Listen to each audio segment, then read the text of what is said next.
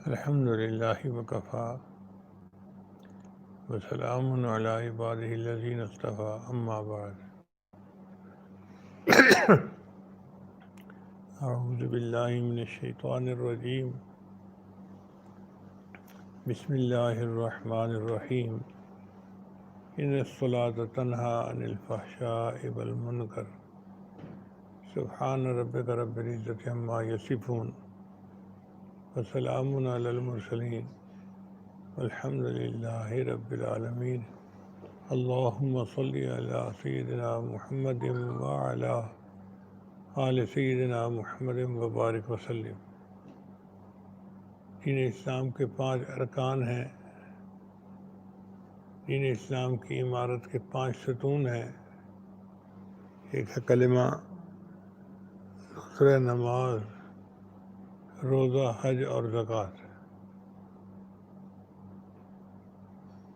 کلمہ تو یقین ہے، زبان سے اقرار کرنا ہوتا ہے، دل سے تصدیق کرنی ہوتی ہے۔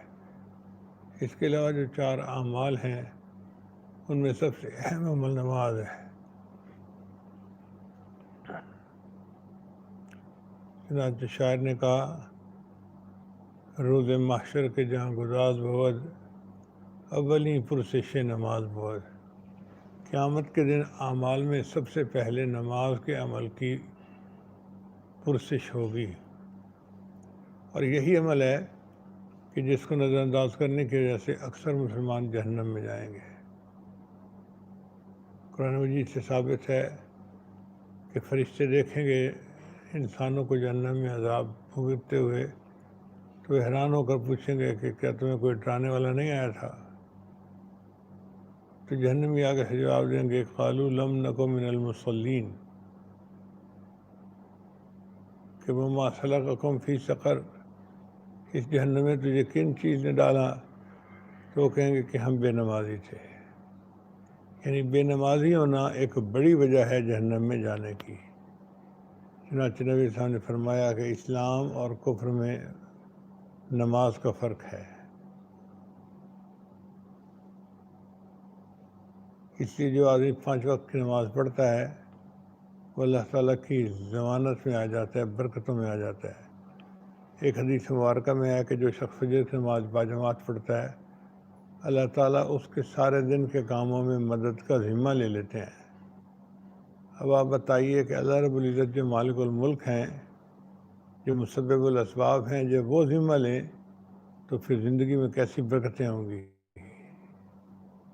اس لیے نماز کی بہت اہمیت ہے، مگر دیکھا یہ گیا ہے کہ آج کل نماز تو بس جیسے مرغے کی ٹھونگیں ہوتی ہیں، ٹکرے مارنے والی بات ہو گئی۔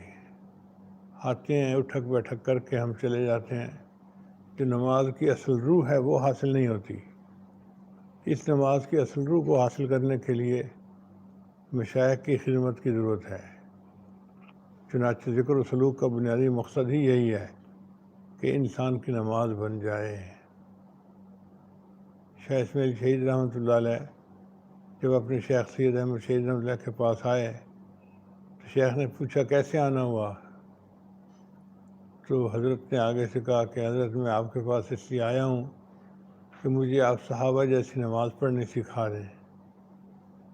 تو یہ جو شوق ہے نا کہ صحابہ جیسی نماز پڑھنی آ جائے، میری نماز سنور جائے، اللہ تعالیٰ سے مانگنے کا طریقہ نماز ہے۔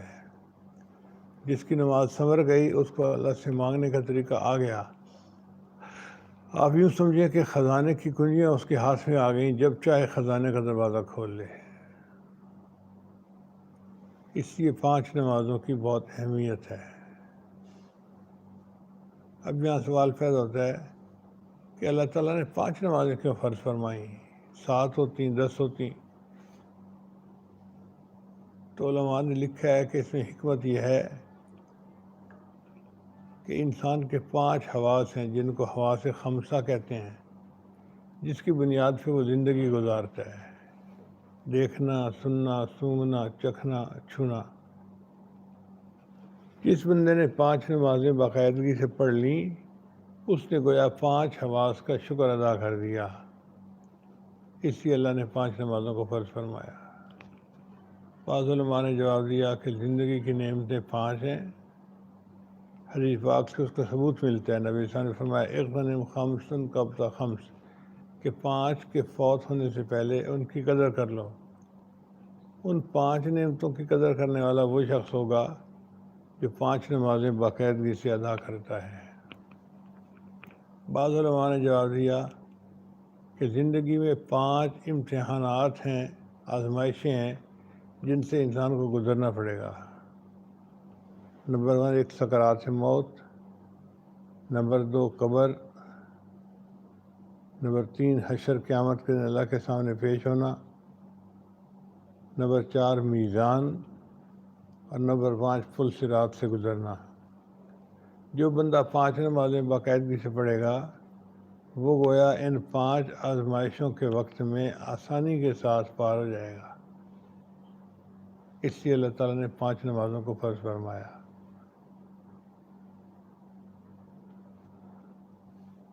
اب سوال پیدا ہوتا ہے کہ فرض نمازوں میں رکعتیں ہیں 2، 3 اور 4۔ یہ رکعتیں اللہ نے ایسے کیوں بنائیں؟ کوئی حکمت ہوگی؟ تو علماء نے جواب دیا کہ جی ہاں، اللہ تعالیٰ نے فرشتوں کو پیدا کیا اولی اجنحۃ مثنی و ثلاث و رباع، ان کے 2 پر بنائے، 3 پر بنائے اور 4 پر بنائے۔ تو جس طرح فرشتوں کو اپنے پروں سے جسمانی پرواز نصیب ہوتی ہے، مومن کو نماز کی ان رکعتوں سے روحانی پرواز نصیب ہوتی ہے۔ اس لیے نبی صلی اللہ علیہ وسلم نے فرمایا الصلاۃ معراج المومن، کہ نماز تو مومن کی معراج ہے۔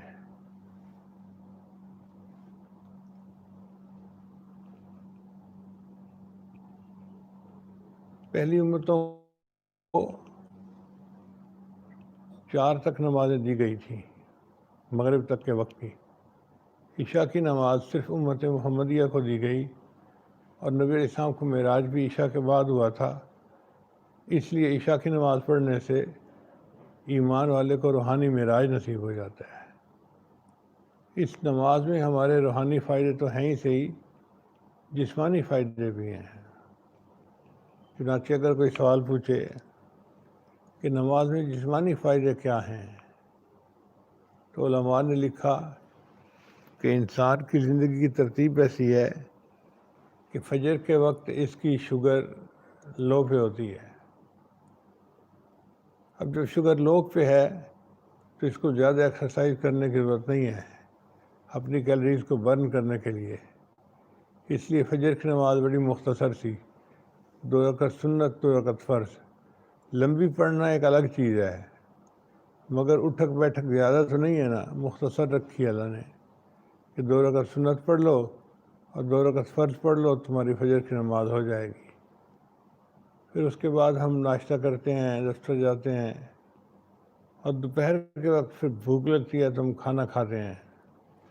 کھانا کھانے سے ہماری شوگر یکدم شوٹ کر جاتی ہے، تو اس وقت ہمیں زیادہ ایکسرسائز کی ضرورت تھی۔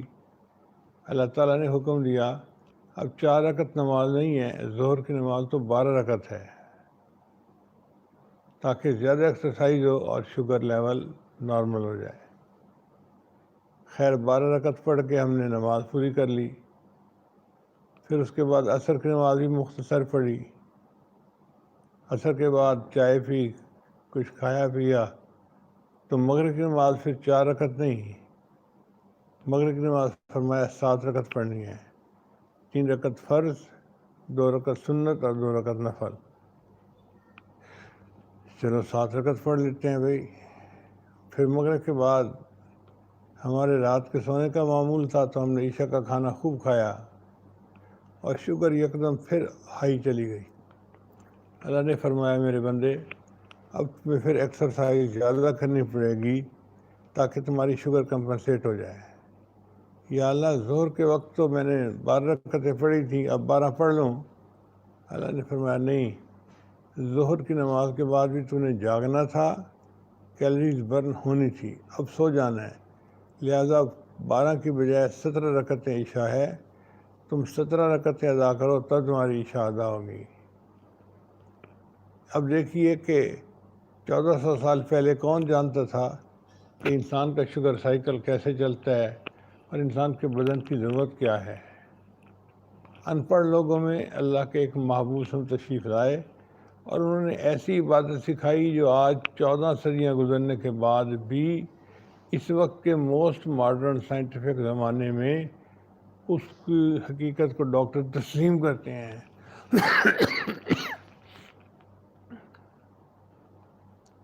مزید دیکھیے، رمضان شریف میں ہم سارا دن روزہ رکھتے ہیں، کچھ کھاتے پیتے نہیں ہیں۔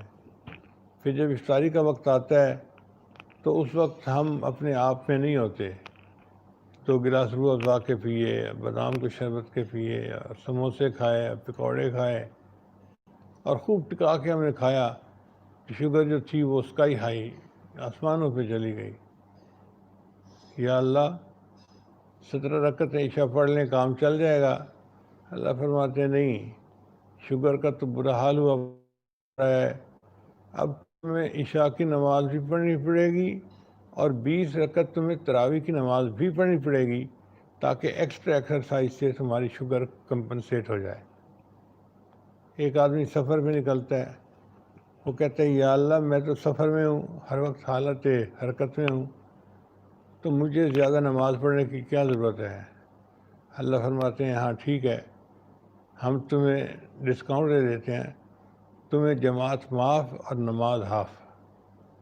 چنانچہ اللہ نے سب نمازوں کے فرض جو تھے وہ آدھے کر دیے، اس لیے کہ اس کے سفر کی وجہ سے اس کی شوگر تو پہلے ہی کمپنسیٹ ہو رہی تھی۔ تو دیکھیں جس انداز سے دیکھیں یوں لگتا ہے کہ اللہ رب العزت نے ہم پر احسان فرمایا کہ اللہ نے ہمیں نماز پڑھنے کا حکم فرمایا، اب ہم اس نماز سے فائدہ اٹھائیں اور اللہ تعالیٰ سے اس کی برکتیں حاصل کریں۔ نماز اگر ترجمہ آتا ہو اور دل نماز کے ترجمے میں لگا ہوا ہو تو انسان اس کو انجوائے کرتا ہے۔ آپ دیکھیں ہم تکبیر تحریمہ پڑھنے کے بعد کیا پڑھتے ہیں؟ سبحانک اللہم، اے اللہ آپ پاک ہیں، آپ میں کوئی عیب نہیں، آپ میں کوئی نقص نہیں، آپ میں کوئی کمی کوتاہی نہیں ہے، آپ کامل مکمل ہیں۔ سبحانک اللہم وبحمدک، اور اے اللہ ساری کی ساری تعریفیں آپ ہی کے لیے ہیں۔ سچی بات تو یہ ہے کہ تعریفوں کا حقدار فقط اللہ تعالیٰ ہی ہے۔ دنیا میں کوئی بندہ کسی کی تعریف کرے وہ حقیقت میں تعریف اللہ کی طرف لوٹتی ہے۔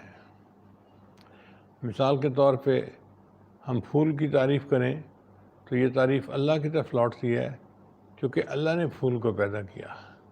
ہم دنیا کی کسی چیز کی تعریف کریں، زمین کی، آسمان کی، پہاڑوں کی، سمندروں کی، تو یہ تعریف اللہ کی طرف لوٹے گی، اس لیے کہ ان سب کو بنانے والا کون ہے؟ اللہ کی ذات ہے۔ حتیٰ کہ خامد بیوی کی تعریف کرے، بیوی خامد کی تعریف کرے تو یہ بھی اللہ کی طرف لوٹتی ہے جس نے اس کی زندگی کا جوڑا بنایا۔ سبحانک اللہم وبحمدک، اے اللہ آپ پاک ہیں اور آپ کے لیے سب تعریفیں ہیں، آپ سب تعریفوں کے حقدار ہیں۔ وتبارک اسمک، اور آپ کا نام بڑا برکت والا ہے، یعنی اللہ کا نام بھی برکت والا ہے۔ وتعالی جدک، اور اللہ آپ کی تو بزرگی بہت بلند ہے۔ ولا الہ غیرک، اور آپ کی طرح محبت کے قابل تو کوئی ہے ہی نہیں، کوئی عبادت کے قابل ہے ہی نہیں، آپ اکیلے ہی ہیں۔ یہ الفاظ اتنے اچھے معنی رکھتے ہیں کہ اگر انسان کو معنی کی طرف استحضار ہو تو انسان کو الفاظ ادا کرتے ہوئے منہ میں مزہ آتا ہے۔ زباں پہ بار خدایا یا کس کا نام آیا کہ میرے نطق نے بوسے میری زباں کے لیے، یعنی ان الفاظ کو ادا کرتے ہوئے ایسے لگتا ہے جیسے منہ میں زبان کا مزہ آ رہا ہوتا ہے۔ پھر اس کے بعد فاتحہ ہے۔ سورہ فاتحہ کی بہت اہمیت ہے۔ حدیث مبارکہ میں ہے کہ اللہ تعالیٰ نے جو کچھ آسمانی کتابوں میں نازل کیا وہ سارا کا سارا اللہ نے قرآن مجید میں نازل کر دیا، اور جو اللہ نے پورے قرآن میں نازل کیا وہ اللہ تعالیٰ نے سورہ بقرہ کے اندر نازل کر دیا، اور جو اللہ نے سورہ بقرہ کے اندر نازل کیا اس کو اللہ تعالیٰ نے سورہ فاتحہ کے اندر نازل کیا۔ اس لیے سورہ فاتحہ کو فاتحۃ الکتاب کہتے ہیں، یعنی کتاب کا اوپننگ چیپٹر۔ اور اس کی اتنی اہمیت ہے کہ نبی علیہ السلام نے فرمایا لا صلاۃ الا بفاتحۃ الکتاب، کہ فاتحۃ الکتاب کے بغیر نماز ہوتی نہیں ہے۔ آپ اندازہ لگائیے کتنی اہمیت ہوگی۔ چنانچہ مقتدی ہے تو امام پڑھتا ہے، یہ پیچھے سنتا ہے، اور اگر اکیلا پڑھ رہا ہے تو یہ خود پڑھتا ہے۔ فاتحہ کو ہر رکعت میں پڑھنا ضروری ہے۔ اب ذرا سورہ فاتحہ کے معنی کی طرف غور کریں، جو پوری آسمانی کتابوں کا لب لباب ہے۔ اس میں پہلے ہیں 3 آیتیں، الحمدللہ رب العالمین، الرحمن الرحیم، مالک یوم الدین۔ الحمدللہ رب العالمین، سب تعریفیں اللہ کے لیے ہیں جو جہانوں کا پروردگار ہے۔ الرحمن الرحیم، وہ رحمان بھی ہے رحیم بھی ہے۔ مالک یوم الدین، قیامت کے دن کا مالک ہے۔ یہ آیتیں 3 بن رہی ہیں، لیکن ان میں تینوں میں ایک ہی مضمون ہے، اور وہ ہے اللہ کی حمد۔ چنانچہ حدیث پاک اتنا بڑا گناہ ہے تو توحید ضروری ہے، اور توحید کے لیے یہ الفاظ لائے گئے، ایاک نعبد، آپ ہی کی ہم عبادت کرتے ہیں، و ایاک نستعین، اور آپ ہی سے ہم مدد مانگتے ہیں۔ اس کی مثال یوں سمجھیں کہ جیسے خاوند اپنی بیوی کے معاملے میں بڑا غیور ہوتا ہے، وہ نہیں چاہتا کہ میری بیوی غیر کی طرف آنکھ اٹھا کر دیکھے۔ چنانچہ اگر بیوی اس کو آ کر کہے میں آپ کی بھی بیوی ہوں، تو وہ خوش نہیں ہوگا بلکہ ناراض ہوگا، اس کو اپنے سے دور کر دے گا کہ تیرے دل میں تو غیر بسا ہوا ہے۔ اس کو نقطہ گوارا نہیں، وہ کہے گا نہیں، یوں کو میں آپ ہی کی بیوی ہوں۔ دیکھو ایک نقطے سے کتنا فرق پڑ گیا۔ اسی طرح انسان اللہ کو آ کر کہے کہ یا اللہ میں آپ کی بھی عبادت کرتا ہوں، تو یہ شرک کا نقطہ ہے۔ اللہ کہتے ہیں نہیں میرے بندے، یوں کہو آپ ہی کی عبادت کرتا ہوں، وَإِيَّاكَ نَسْتَعِينُ، اور آپ ہی سے مدد مانگتا ہوں۔ چنانچہ آپ دیکھیے کہ تمام آسمانی کتابوں کا نچوڑ یہ مدعا ہے، اے اللہ ہم آپ ہی کی عبادت کرتے ہیں اور آپ ہی سے ہم مدد مانگتے ہیں۔ پھر جب مدعا بیان ہو گیا تو اس کے بعد دعا سکھائی شریعت نے۔ تو سورہ فاتحہ کے 3 حصے ہوئے۔ پہلی 3 آیتیں اللہ تعالیٰ کی حمد ہوئی، پھر ایک آیت میں مدعا بیان کیا گیا، اور پھر بعد کی 3 آیتوں میں دعا بیان کی گئی۔ دعا کیا ہے؟ اہدنا الصراط المستقیم، اے اللہ میں سیدھے راستے کی رہنمائی فرما دے۔ صراط الذین انعمت علیہم، ان لوگوں کا راستہ جن کے اوپر آپ نے انعام کیا، جو آپ کے انعام یافتہ بندے ہیں، ان کا راستہ میں دکھا دے۔ غیر المغضوب علیہم ولا الضالین، اور اے اللہ جن پر آپ کا غضب ہوا یا جو گمراہ ہو گئے ان کے راستے سے ہمیں بچا دینا۔ تو یہ دعا مانگ کے فاتحہ کا اختتام ہوا۔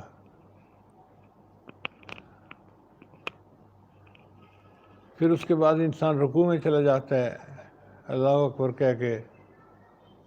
رکوع میں نبی علیہ السلام نے تلاوت فرمائی سبحان ربی العظیم، اور پھر انسان سجدہ کرتا ہے تو سجدے میں نبی علیہ السلام نے تلاوت کی سبحان ربی الاعلیٰ۔ اصل میں نبی علیہ السلام کو اللہ نے حکم فرمایا تھا فسبح بسم ربک العظیم، تو نبی علیہ السلام پر لازم تھا کہ اس حکم کی تعمیل فرمائیں۔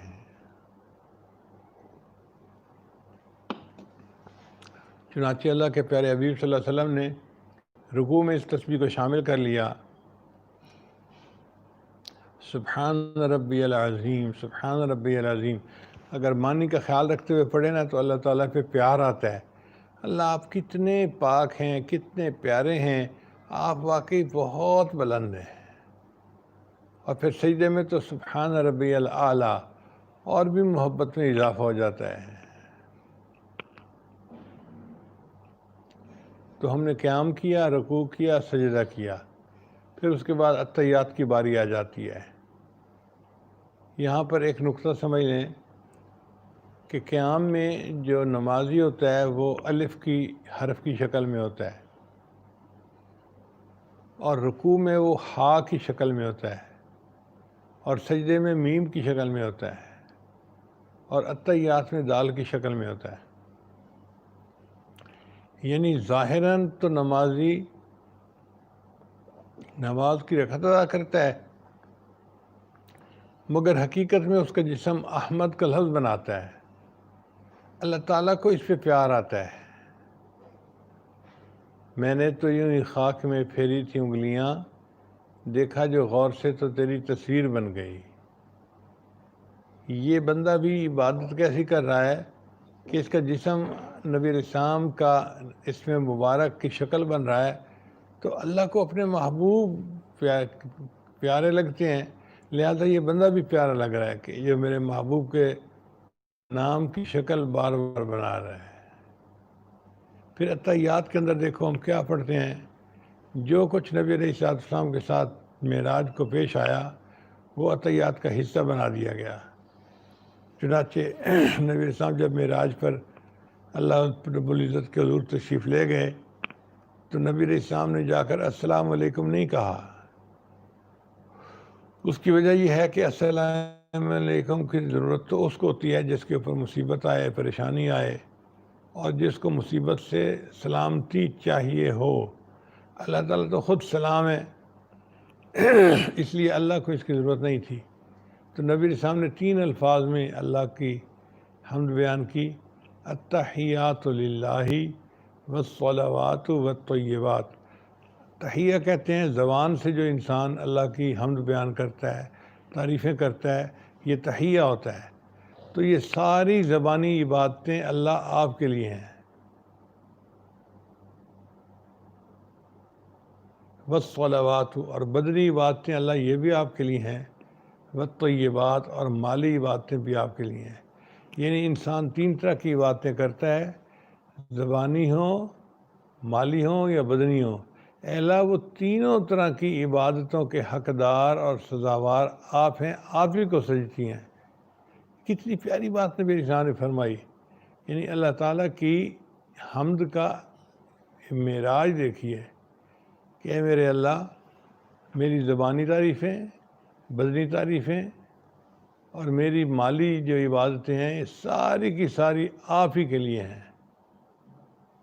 تو 3 لفظوں سے نبی علیہ السلام نے اللہ کے سامنے اپنی بات بیان کی، اور اللہ نے 3 لفظوں سے ہی جواب دیا، السلام علیک ایھا النبی ورحمۃ اللہ وبرکاتہ۔ آپ کے اوپر سلامتی ہو اے ہمارے نبی، اور اللہ کی رحمتیں ہوں اور اس کی برکتیں ہوں۔ چونکہ نبی علیہ السلام کو تو سلامتی کی ضرورت تھی، اس لیے اللہ تعالیٰ نے السلام علیک ایھا النبی فرمایا۔ اب جب اللہ نے بھی فرما دیا، محبوب صلی اللہ علیہ وسلم نے بھی فرما دیا، تو بعض روایت میں آتا ہے کہ فرشتوں نے دعا مانگی، السلام علینا وعلی عباد اللہ الصالحین، ہمارے اوپر بھی سلامتی ہو اور نیک بندوں کے اوپر بھی سلامتی ہو۔ اور بعض روایت میں آیا ہے کہ نبی علیہ السلام نے اپنی امت کے گناہ گاروں کو اس میں شامل کیا، اے اللہ میرے اوپر تو آپ سلامتی کی بات فرما ہی رہے ہیں، میرے اوپر بھی سلامتی ہو، اور میری امت کے جتنے گناہ گار ہیں ان پر اوپر بھی سلامتی ہو۔ پھر اس کے بعد کلمہ ہے، اور کلمے کے بعد آدھی اتحیات ختم ہو جاتی ہیں۔ پھر اس کے بعد درود ابراہیمی پڑھا جاتا ہے۔ ذرا درود ابراہیمی کی بھی حکمت دیکھ لیجئے۔ محبت 2 طرح کی ہوتی ہے، ایک ہوتی ہے محبت ذاتی اور ایک ہوتی ہے محبت صفاتی۔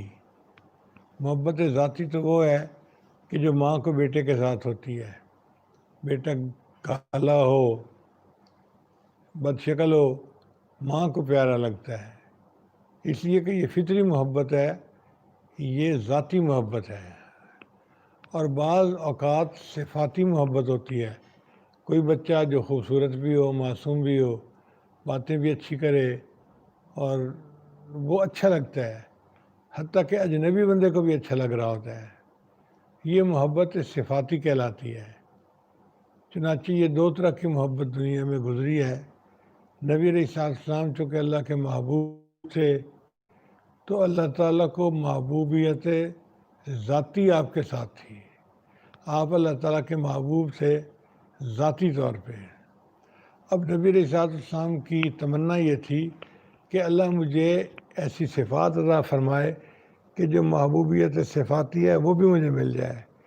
یعنی جیسے بیٹے کے دل میں تمنا ہو کہ میں ماں باپ کا بیٹا تو ہوں، مجھے محبت ذاتی تو ملی ہوئی ہے، اب میں اتنا اچھا بن کے رہوں کہ میرے ماں باپ کی دلی محبت مزید مجھے مل جائے۔ وہ محبت صفاتی حاصل کرنے کے لیے اچھا بنتا ہے۔ تو نبی علیہ السلام کی یہ چاہت تھی کہ اللہ آپ نے محبوبیت صفاتی اپنے خلیل کو عطا فرمائی تھی، ابراہیم خلیل اللہ کو، جن کے بارے میں اللہ نے قرآن مجید میں بہت تعریفیں کی ہیں۔ الجا ربہ بقلب سلیم، اللہ فرماتے ہیں شاکر لانعمی۔ تو یہ اللہ تعالیٰ کی محبت کی جھلک ہے، اور ان کے اندر یہ محبت صفاتی تھی، اس لیے ان کو خلیل کہا گیا۔ تو نبی علیہ السلام نے گویا یہ دعا مانگی کہ یا اللہ جو محبت صفاتی آپ نے ابراہیم علیہ السلام کو عطا فرمائی تھی، وہ محبت صفاتی مجھے بھی عطا فرما دیجئے تاکہ مجھے محبت میں کمال، محبوبیت میں کمال حاصل ہو جائے۔ اللہم صلی علی محمد وعلی آل محمد کما صلیت علی ابراہیم وعلی آل ابراہیم انک حمید مجید۔ ان الفاظ کو ادا کرتے ہوئے اتنی دل میں خوشی ہوتی ہے اور اتنا دل میں جو ہے وہ مزہ آتا ہے کہ نبی علیہ السلام نے کتنے اچھے درود شریف کو نماز کا حصہ بنایا۔ پھر اللہم بارک علی محمد وعلی آل محمد، وہ بھی برکتیں ہیں۔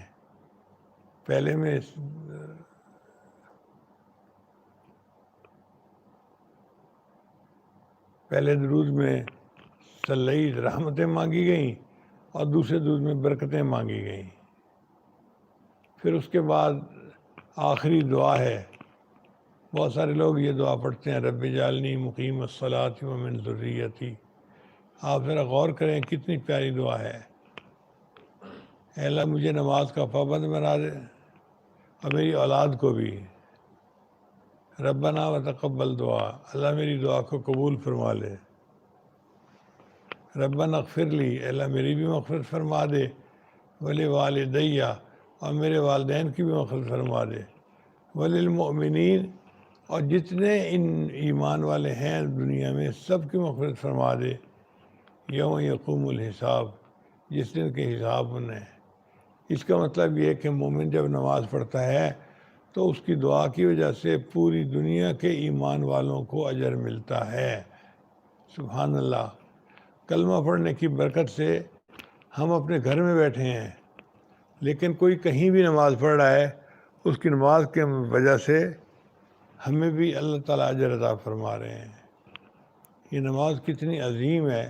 اس کے بعد پھر سلام پھیر کے نماز سے نکل آتے ہیں، السلام علیکم ورحمۃ اللہ اور السلام علیکم ورحمۃ اللہ۔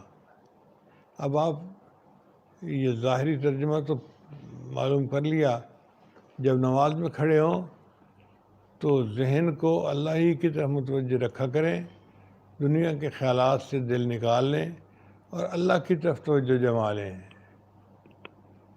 آج ہماری نمازوں میں جو کوتاہی ہے اس کی بنیادی وجہ یہ ہے کہ ہم کھڑے نماز پڑھ رہے ہوتے ہیں اور دل دماغ کہیں اور پہنچا ہوتا ہے، کبھی دکان میں ہوتا ہے اور کبھی مکان میں ہوتا ہے اور کبھی کچھ بازار میں ہوتا ہے۔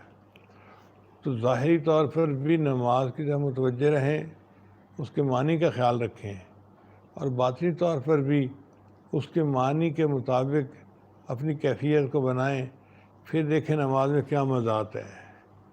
جس طرح انسان کو آئس کریم کھانے کا مزہ آتا ہے، اسی طرح نماز پڑھنے کا روحانی مزہ آتا ہے۔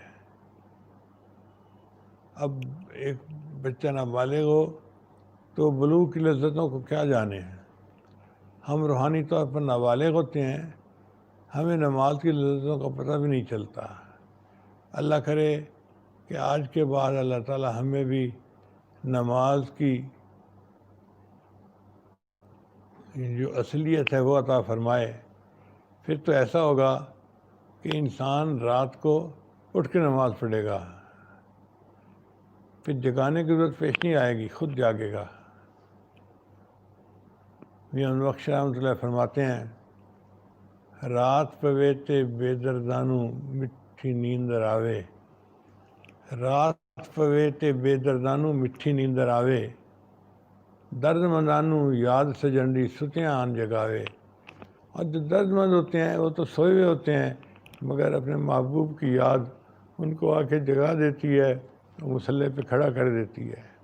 اللہ تعالی ہمیں بھی تہجد کی پابندی عطا فرمائے، اور اس وقت جو برکتیں نازل ہوتی ہیں اللہ ان میں سے ہمیں وافر حصہ عطا فرمائے، اور ہمارے جتنے سالکین ہیں اللہ ہر سالک کو اللہ نماز کی یہ برکتیں عطا فرمائے۔ وآخر دعوانا ان الحمد للہ رب العالمین۔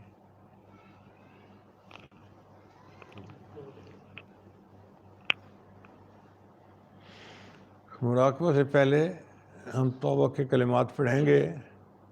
سچے دل کے ساتھ یہ کلمات پیچھے پیچھے پڑھتے جائیے۔ پڑھیے، بسم اللہ الرحمن الرحیم، لا الہ الا اللہ محمد الرسول اللہ، آمنت باللہ وملائکتہ وکتبہ ورسلہ والیوم الآخر والقدر خیرہ وشرہ من اللہ تعالی والبعث بعد الموت، آمنت باللہ کما ہوا باسمائہ وصفاتہ وقبلت جمیع احکامہ اقرار باللسان وتصدیق بالقلب،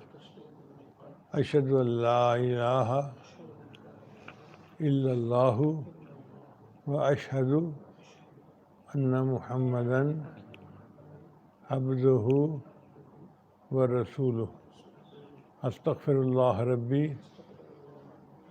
من کل ذنب واتوب الیہ برحمتک یا ارحم الراحمین۔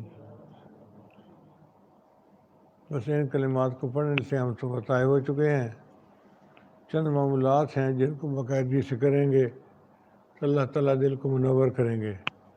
ان میں پہلا عمل ہے 100 مرتبہ استغفار صبح شام پڑھنا، دوسرا عمل ہے 100 مرتبہ درود شریف صبح شام پڑھنا، تیسرا عمل ہے ایک پارہ قرآن مجید کی تلاوت روزانہ کرنا، چوتھا عمل ہے چلتے پھرتے ہر وقت دل میں اللہ کو یاد کرنا، اور پانچواں عمل ہے 15-20 منٹ صبح 15 منٹ شام مراقبہ کرنا۔ مراقبے کا طریقہ بہت آسان ہے۔ نماز پڑھ کے جب فارغ ہوں تو اپنی آنکھیں بند کر کے اللہ سے لو لگا کے بیٹھ جائیں۔ اللہ کی رحمت آ رہی ہے، میرے دل میں سما رہی ہے، میرے دل کی ظلمت اور سیاہی دور ہو رہی ہے، اور میرا دل اللہ اللہ اللہ اللہ کہہ رہا ہے۔ انشاءاللہ 10-15 منٹ کا مراقبہ دل میں اللہ کی محبت کو پیدا کرے گا، اور آپ پھر خود اس کے اثرات کو محسوس کریں گے۔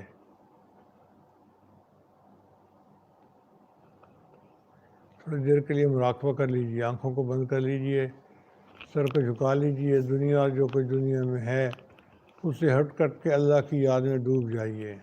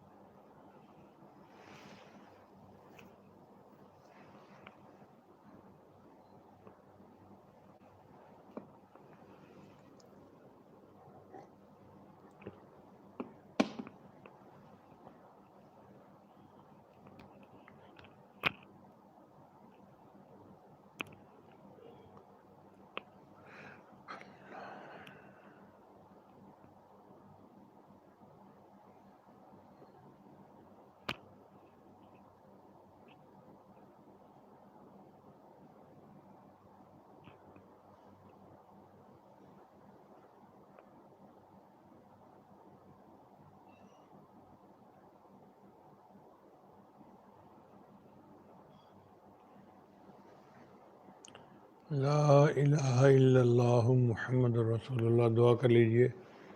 سبحان ربی العلی بہاب اللہم صلی علی سیدنا محمد وعلی آل سیدنا محمد وبارک وسلم. ربنا ظلمنا انفسنا وإن لم تغفر لنا وترحمنا لنکونن من الخاسرین. اے مالک، ہم آپ کے عاجز مسکین بندے ہیں، ہمارے گناہوں کو معاف فرما، خطاؤں سے درگزر فرما، ہمارے عیبوں کی پردہ پوشی فرما.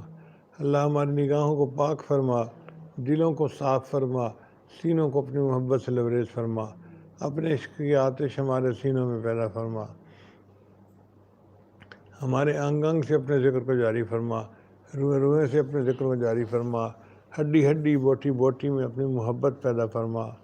اے اللہ، ہمیں اپنے ذاکرین بندوں میں شامل فرما، متقین بندوں میں شامل فرما. ہماری ان دعاؤں کو اپنی رحمت سے قبول فرما.